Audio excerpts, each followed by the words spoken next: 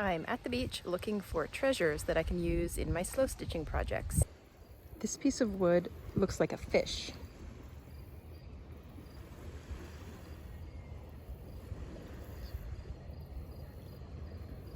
Imagine all the possibilities in here for your slow stitching projects.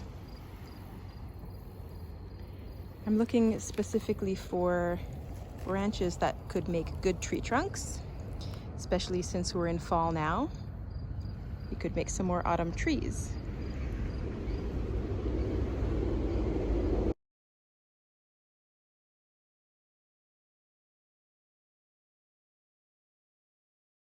Hello and welcome back to my channel.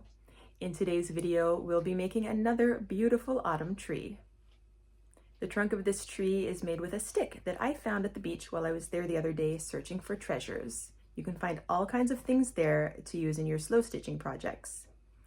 I added some little squares of brightly colored fabric to represent the leaves, and then I added some beads at the bottom because many of you know that I do like to add a little sparkle to my projects. If you enjoyed this video, don't forget to give it a thumbs up and be sure to subscribe so you don't miss the next one. Now let's get stitching.